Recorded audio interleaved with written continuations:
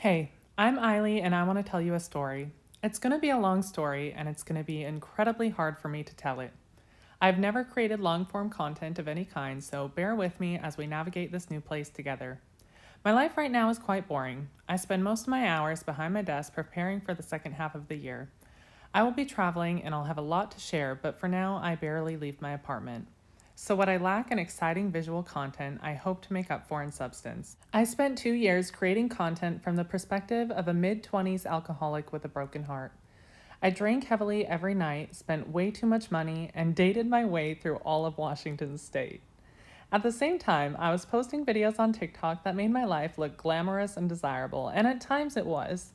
These are the stories from behind the scenes of those videos, a look at what was really happening behind the screen. This will probably get really vulnerable. It might not always be comfortable, and it may make you question some of the things that you saw on my platform over the last 4 years. That's okay, it's meant to. If I'm going to share my story, then I'm going to share it my way. And while I may tell some stories that will likely make some people uncomfortable, know that no one is more uncomfortable than me. Let's just kick this off right away so you know how it's going to go. If I did your hair in 2021, I was likely drunk.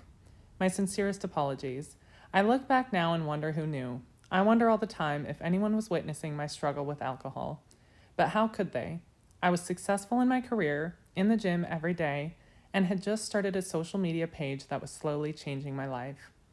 Well, none of that makes me look very good at all. It is the truth, and I plan to tell it, all of it. So let's start at the beginning, a look into the life I lived before it all began. I met my ex-husband when I was 20 years old. I remember that well because I used a fake ID whenever we went out. My first lie, let me apologize. It wasn't a fake ID.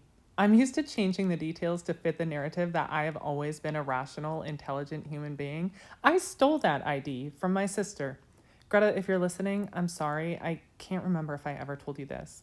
We had just gone through customs after a cruise. And usually when I tell this story, I say that my sister was about to get a new ID anyways since she had just moved. But the truth is, I have no idea if that's the truth. It could very well be another changed detail to fit the narrative of who I wanted people to believe that I was. Pause. When I say that I will be exposing my life, I do mean it. I didn't always make the best decisions, and it's so embarrassing to share, but the way I used to live feels really important to the story, and so I hope that you allow me to walk you through the evolution of who I've become instead of holding me to the weight of some very poor decisions that I would never make again. Unpause. From the ages of 20 to 24, I was dating and eventually married to a man that I considered to be my best friend. I used to find myself wishing that I had never realized my sexuality. I wanted so badly to have experienced the life that we spent so many years building. My ex husband was the definition of a good man. To this day, I can't think of one single significant fight that we ever had, even when alcohol was involved. Back up. I just remember. We did have one very significant fight. When I came out to him, he was so much more supportive than I could have ever hoped for. But we both downloaded Tinder, weird, and made profiles to start a new dating life. After a few days, we decided to get off the app, spend the summer together, and separate in the fall. That man was back on Tinder within a week, dating behind my back. And I don't blame him. I can't imagine what it's like for your wife to come out to you and ask for a divorce the day before celebrating 1 year of marriage. I have a special place in my heart for him, and he deserved better than the hand he was dealt. Before coming out, we had a smooth, stable relationship that made life feel easy, so I was absolutely sick to my stomach when I found myself dreading his company without the slightest idea why.